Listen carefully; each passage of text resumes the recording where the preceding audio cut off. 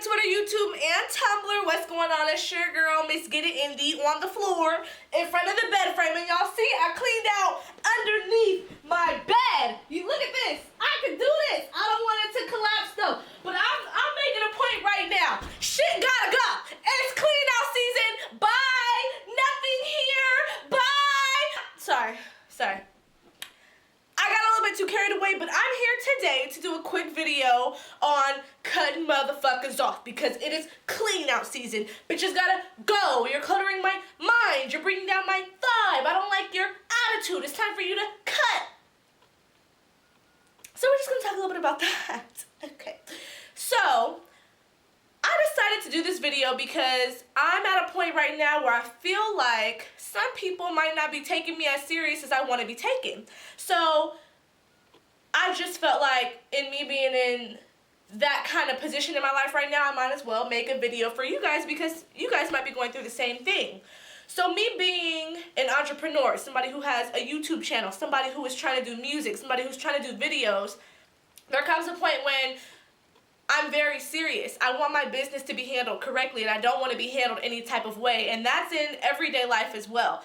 There's a certain level of respect that I demand people treat me with, and when I'm not getting treated with that amount of respect that I try to set the bar for, I have a problem with that. So I used to be the type of person that had attachments to everybody. If you were my friend, I never wanted to let you go. If you were my boyfriend, I never wanted to let you go. If you were my family member and I was mad at you, I was usually the type of person who would kind of apologize first, even if I didn't mean it, just so that we could be okay. But now that I'm older and I'm grown, I just look at stuff a different way, and so I hope that I can help you guys out for anybody who might be going through the same thing. So when it comes to the way people treat you, you have a gut feeling and you know when you don't like something, and people get a certain amount of chances and everybody's different.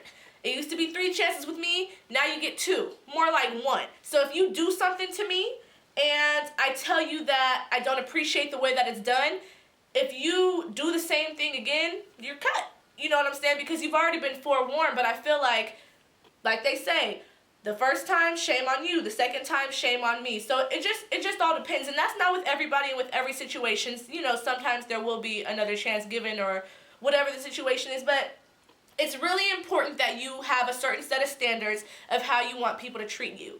And if people aren't meeting those standards, you have to understand that you will be okay with or without that person or these people. Regardless of if it's your family members, because family, it's not defined by blood. Family is defined by who is there for you when you need them. It's defined by the people who accept you for who you are no matter what, and it's defined by who you feel most comfortable around. And a lot of the time, family, people who are connected to you by blood, they might not have your best interest at heart. You know, sometimes your best friends will have better interest for you than people who you're related to, and that's just how it goes sometimes. But when it comes to cutting people off, it's okay. And sometimes we're afraid to let go of people, but my mom always told me, some people are in your life for a reason, a season, or the long haul. If they're there for a reason, it's because I'm supposed to teach you something or you're supposed to teach me something. If you're around for a season, what I've seen is if somebody's around for a certain period of time, it's because they needed you or you needed them.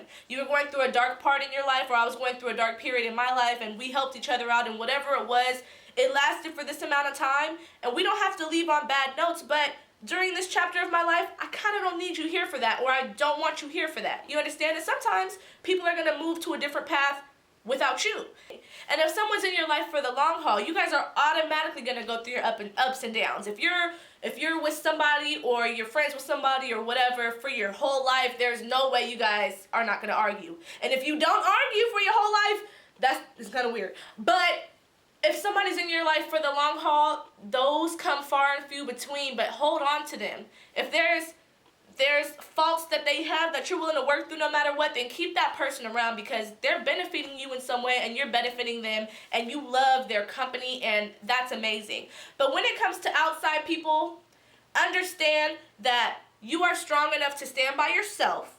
You don't need anybody to validate your reasoning for anybody. You don't need anybody to validate why you do what you do. Just understand that you're a bomb woman or man or young woman or young man, whatever it is, and understand that you do not need anybody that you don't want around. I think I was just venting more so, but hey, somebody could be going through the same thing. But regardless, always set the bar. If people aren't treating you how you want to be treated, then teach them. And after you teach them, if they continue to treat you the same way, then they have to go. Just like the shit under my bed, you had to go. It's clean out season. You don't have a space here. Okay? There's no place for you in my life. And let me tell you, my life is kind of a great life to be a part of. Okay? I might not have all my shit together and I might not be perfect, but what I can tell you is I'm a damn good friend and I am a good business person. I'm a good person in general, and I'm funny, and I'm awesome to be around, and I come with my shit, but at the end of the day, I know I'm bomb, okay? And I know you want to be my friend, and I know you want to do business with me, but if you're not reaching that bar, you gotta go! Yeah. I just love you guys so much, and for anybody who is in the Bay Area, this Oakland, my adrenaline is pumping beyond belief.